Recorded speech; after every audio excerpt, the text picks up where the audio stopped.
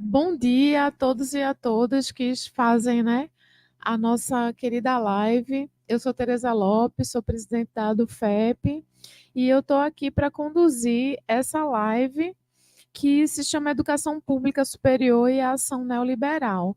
Nós contamos com a presença do professor Flávio Breiner, né, e da professora Márcia Ângela.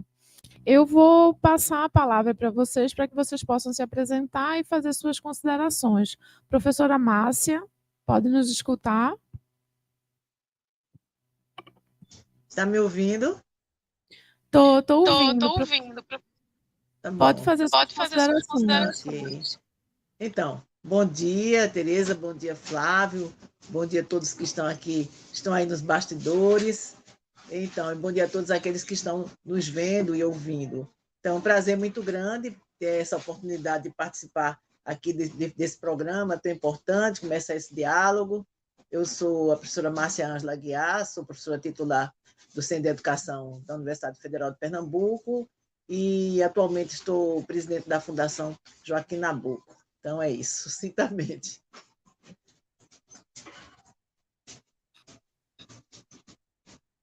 Flávio Breiner, sou titular do Centro de Educação.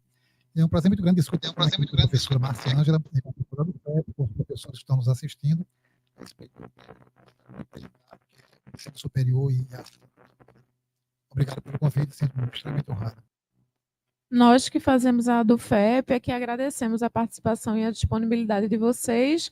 E aí eu passo diretamente a palavra para a professora Márcia para que ela possa começar as considerações dela. Pode ser, professora? Então, o nosso tema ele é muito instigante, né? Porque ele se trata exatamente de uma reflexão, um debate, um diálogo com relação à universidade, hoje, né, nessa perspectiva neoliberal, entendendo que nós estamos passando por uma fase ainda muito difícil no Brasil, tendo em vista principalmente a questão da desigualdade social, desigualdade econômica, e isso é algo que tem implicações muito sérias com relação à educação, e qualquer que seja o nível, a educação básica, a educação superior, então atinge especialmente a subjetividade, né, de todos aqueles que estão nesse campo, porque a gente sabe bem que essa perspectiva neoliberal que está muito assentada na ideia, né, de cada um por si, né, quer dizer, você quanto mais se esforçar, então você de acordo com o seu próprio esforço, você vai vencer. Aquela ideia também de que, olha, você pode ser um empreendedor, então, praticamente, toda a educação está sendo, nesse momento, muito influenciada por essa perspectiva, né, no sentido de realmente ir numa perspectiva de formação do homem produtor, né? Ou seja, então, a ideia de que, olha, você vai, inclusive, se você tem acesso à escola, você vai ali adquirir certos conhecimentos e habilidades que você vai poder se tornar alguém, a partir do seu próprio mérito, para exercer uma atividade, quase que assim, gerente de si próprio, e que isso, então, implica em adquirir determinadas competências, habilidades, e principalmente hoje, que parece que está sendo muito ventilada a ideia de que você tem que ter uma capacidade emocional para suportar as adversidades. Então, essa perspectiva que é muito no sentido do silenciamento da própria crítica, não é? Então, isso afeta muito todos os grupos que estão participando da instituição, e particularmente na universidade isso é muito preocupante, não é? E esse período que nós estamos, eu digo até assim, nós somos sobreviventes de uma pandemia, que é uma pandemia no nível de saúde, mas também uma pandemia do ponto de vista político que nós tivemos aqui no Brasil durante esses últimos 6 anos.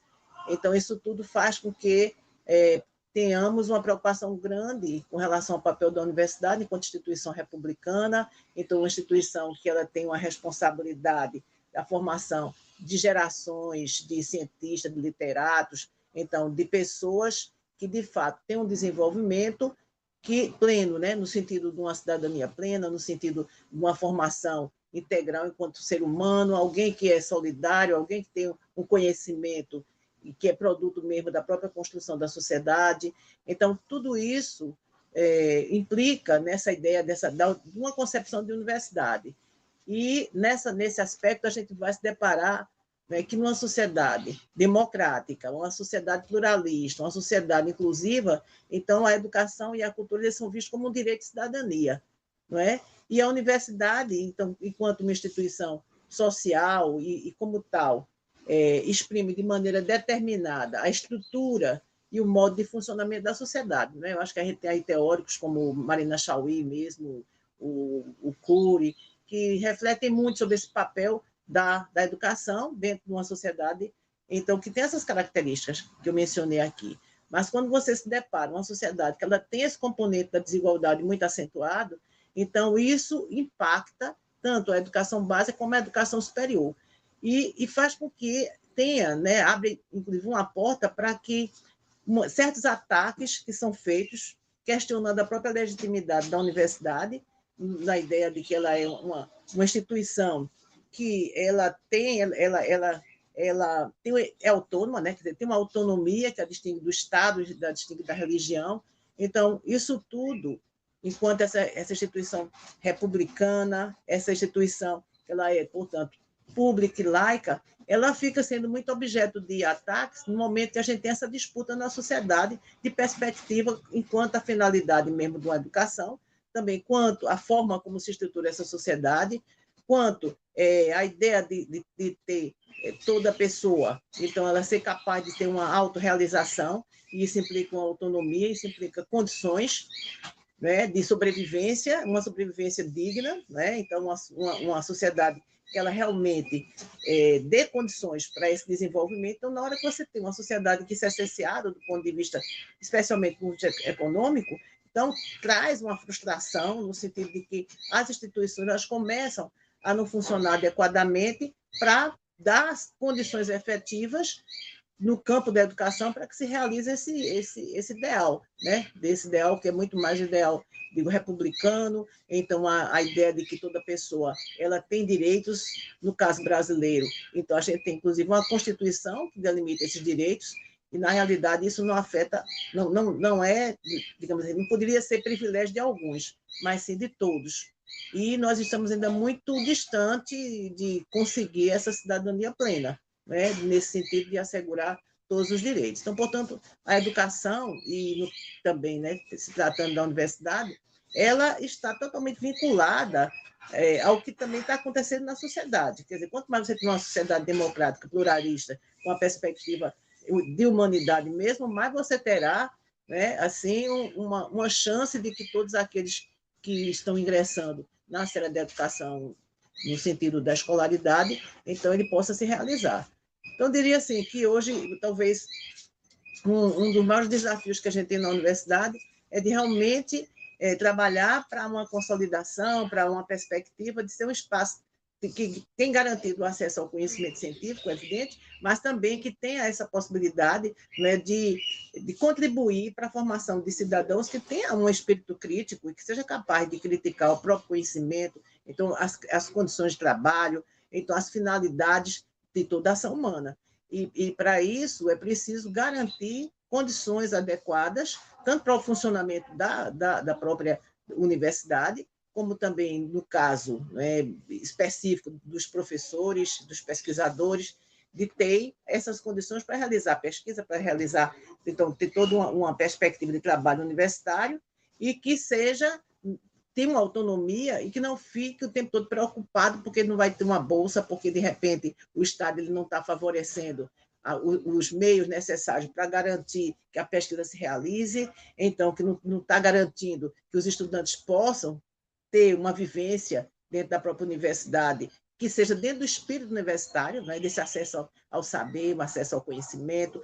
Então, tudo isso é negado quando você tem determinada forma de estruturação das sociedades que limitam, inclusive, do ponto de vista financeiro, o que seria investido para garantir essa entidade que é tão, quer dizer, é centenária, como é o caso das nossas instituições universitárias. Além de que no momento que está numa perspectiva neoliberal, você tem ali o quê? O ponto principal dessa perspectiva é a garantia do lucro, é a garantia, então, de que alguns consigam realmente ter acesso em cima dos seus próprios méritos, independente da sua condição social. Então, se é o que pauta essa universidade, a gente também vai, que pauta essa sociedade, a gente também vai ter todo um espaço que é um espaço de disputa. Eu sempre gosto de colocar, olha, quando a gente vai refletir, quando a gente vai criticar, quando a gente vai se aproximar, seja da educação básica, seja da educação superior, nós também adentrando num campo de disputa, não é? Então, disputa de visão de homem, visão de sociedade, visão do mundo do trabalho, visão da educação, e isso é muito disputado, né? Muito disputado tudo isso.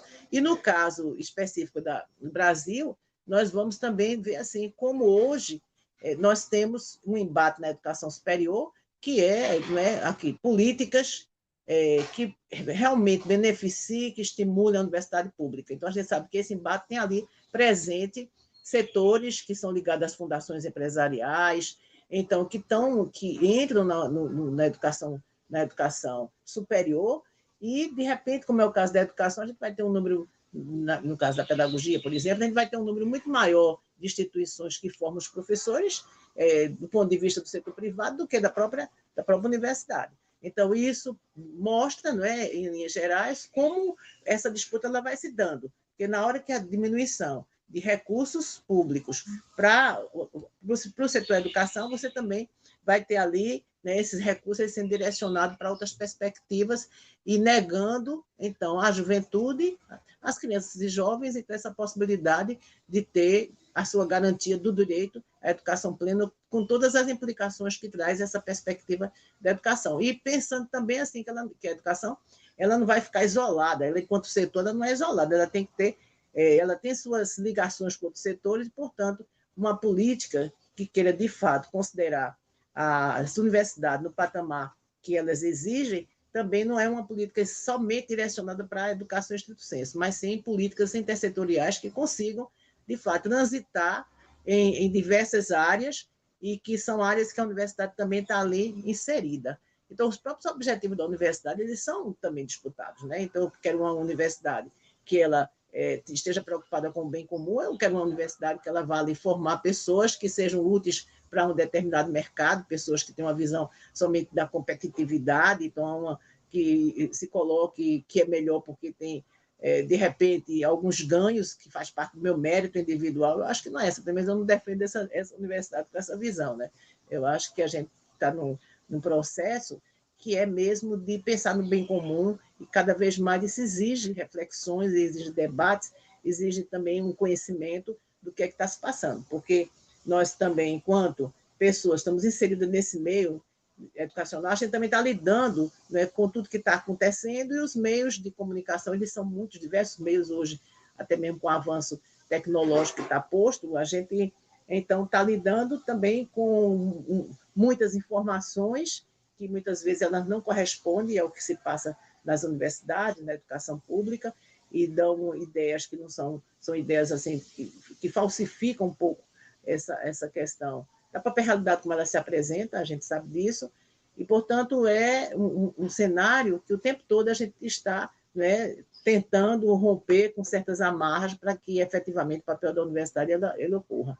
E, além do mais, algo que foi assim muito dos últimos tempos, que foi muito acentuado, né, a ideia de que na universidade o que está acontecendo é doutrinação, é isso, então acho que isso aí gerou também um impacto aí muito grande, no sentido de dizer, olha, a universidade ela só está aí produzindo gente que só quer contestar e mais nada, mas não é bem assim, né? Eu acho que isso aí foi toda uma perspectiva de tentar diminuir o papel da universidade. Eu acho que no momento que você tem olha para essa instituição, ela tem a responsabilidade mesmo, né, da formação cidadã, e isso implica também participação social, participação dentro do âmbito da própria universidade, e o que exige diálogo, o que exige solidariedade, o que exige crítica interna e externa também. Então, para mim, é essa mais ou menos o que eu penso em termos, né, do papel da universidade hoje e os desafios com que ela enfrenta. Bom, é isso. Professora Márcia. palavra agora para o professor, que ele possa fazer as considerações dele. Eu gostei muito da intervenção da professora Márcia Ângela, muito esclarecedora, mas eu gostaria de abordar o tema através de uma outra perspectiva. É sobre como a Universidade Moderna ela foi criada, e eu falo sobretudo da Universidade de Berlim, em 1810, criada basicamente através de um memorando escrito por Wilhelm von Humboldt, em que ele dizia nesse memorando algo bastante interessante, que era: a universidade deve se livrar de pelo menos 2 tutelas, a tutela da religião e a tutela do Estado. E para que ela possa fazer isso, ela tem que fazer a pesquisa, o ensino, mas, sobretudo, basear-se numa nova tutela, a tutela da ciência e da razão. Observe que escapa, portanto, de 2 tutelas, mas aceita uma, que é uma tutela agora baseada na perspectiva crítica da ciência. É muito interessante que essa perspectiva da crítica ela se dirige não somente para a autoridade religiosa, mas também para a autoridade política. Portanto, ela serve não somente para a ciência, mas serve também para a democracia, para que nós possamos evitar a tirania. Mas, no entanto, essa universidade só pode existir como crítica se aparecer a figura do indivíduo, que é o indivíduo liberal por excelência, o burguês por excelência. Ora, não é que o indivíduo não existisse antes da modernidade, mas a proeminência do todo sobre o particular nas sociedades pré-modernas fazia com que o indivíduo não tivesse a proeminência que ele vai adquirir na modernidade. A figura do eu subjetivo, como portador de direitos, como portador de um projeto de felicidade, como portador de uma propriedade que é o próprio corpo, a ideia de habeas corpus, como um desejo de felicidade e de prosperidade. Portanto, o indivíduo burguês é o indivíduo que está por trás da universidade moderna. E esse indivíduo não deve ser confundido com uma perspectiva individualista. Quer dizer, ao mesmo tempo que eu sou livre, consciente, ético e um desejo, portanto, de racionalidade, essa racionalidade também é uma racionalidade de natureza econômica, quando eu avalio as minhas relações através da noção de custo e benefício. Todo o problema da transformação do indivíduo em individualismo é quando as nossas relações mais amplas, familiares, religiosas, institucionais, escolares, educacionais, amorosas, são vistas através da relação custo e benefício. Então, cria-se a partir do individualismo, que é uma ideologia, né, específica, econômica específica, a noção de que todas as nossas relações podem ser avaliadas através do cálculo do custo-benefício. É isso que até então não tinha entrado na universidade.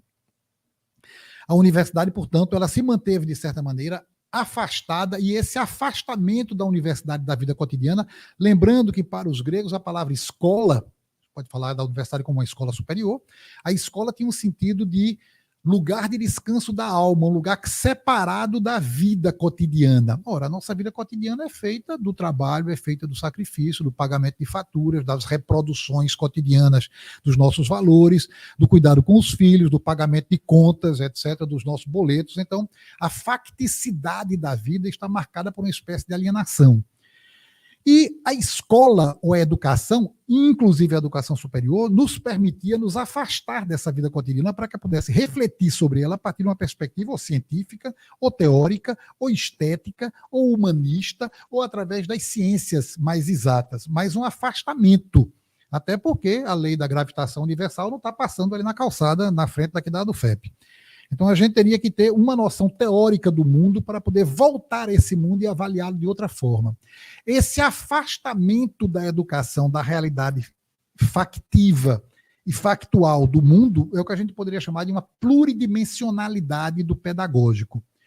No entanto, o neoliberalismo, atenção, neoliberalismo não é Adam Smith renovado. Neoliberalismo é um outro projeto de subjetivação que nos atribui predicados que não são mais aqueles da consciência, da liberdade e da eticidade. São os predicados da competitividade, da meritocracia e da produtividade, que são predicados completamente diferentes e todos eles marcados por aquela relação de custo-benefício a qual eu me referi ainda há pouco.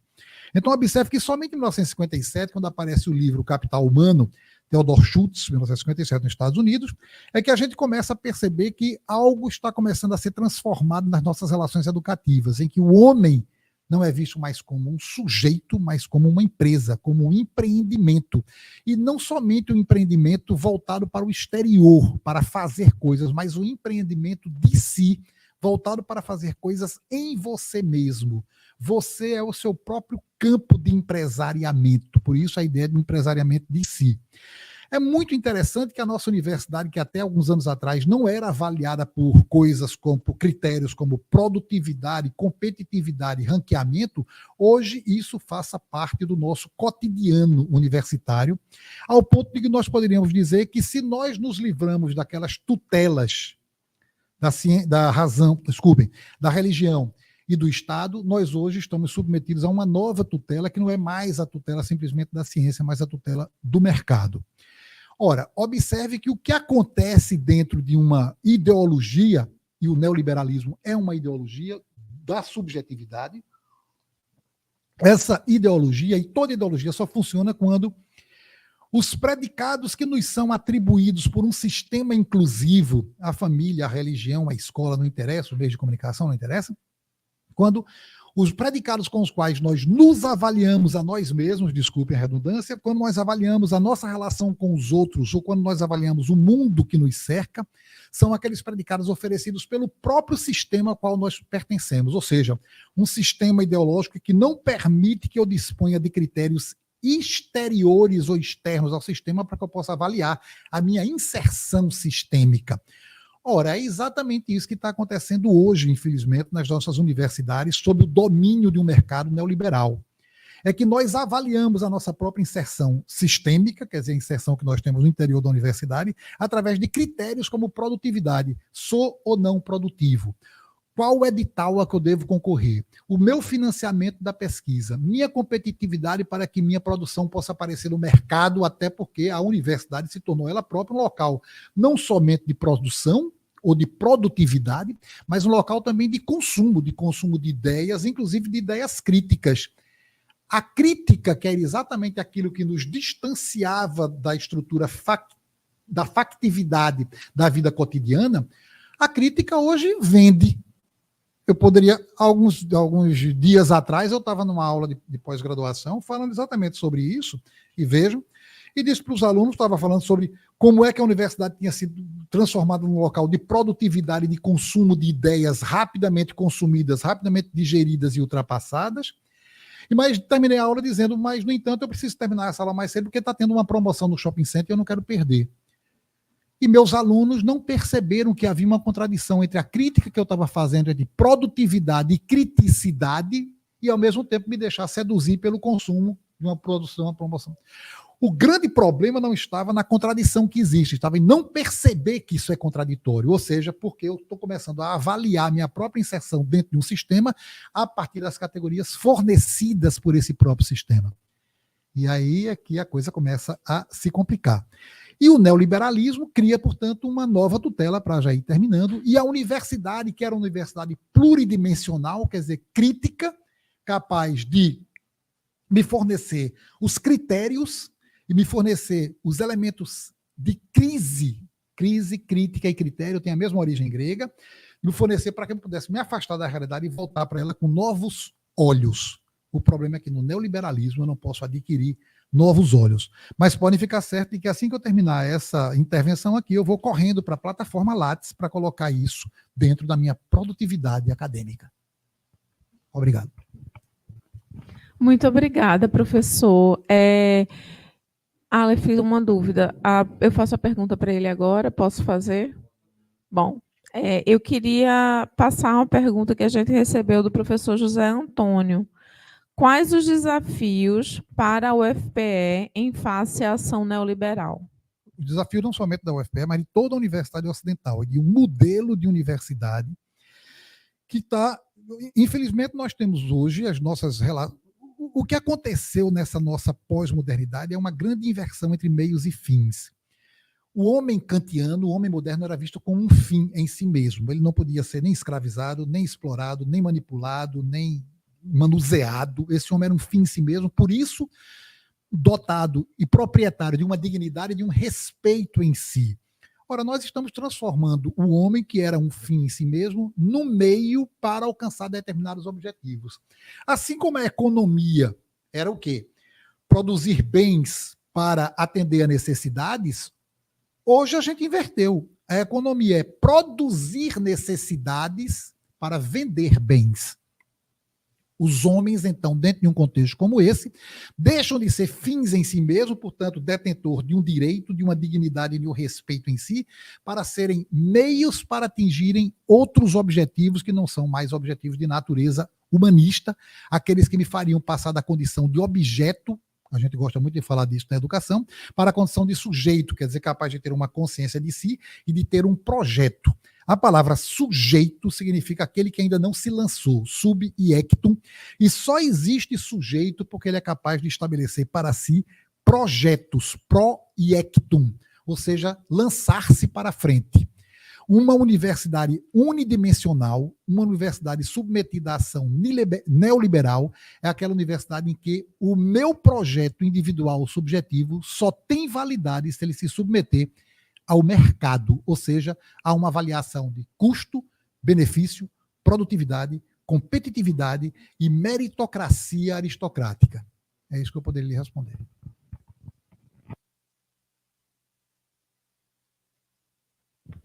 Professor, muito obrigada pelo esclarecimento. A gente vai encerrar aqui, porque eu estou realmente com medo que a gente tenha mais problemas técnicos, né? Mas eu lhe agradeço, professor Flávio, pela presença, pela participação, pela compreensão, e agradeço a professora Márcia Ângela, que se disponibilizou a estar com a gente aqui. Professora Márcia? Ah, tá. Tá bom, então eu agradeço a participação da professora Márcia, e mais uma vez eu peço desculpas aos nossos participantes pelo transtorno, né? O Voz Docente é uma ação do FEP, né? É uma relação, né, de comunicação entre os professores, né, e os nossos internautas. Eu agradeço a participação. Gostaria de encerrar, professor? Sim, então eu agradeço, apesar de todos os transtornos técnicos que a gente teve, eu espero que a gravação possa chegar a vocês e que a gente possa refletir um pouco sobre esse momento extremamente delicado que as universidades estão vivendo hoje, e não só no Brasil. Muito obrigado pelo convite e muito honrado. Bom dia a todos. Muito obrigada.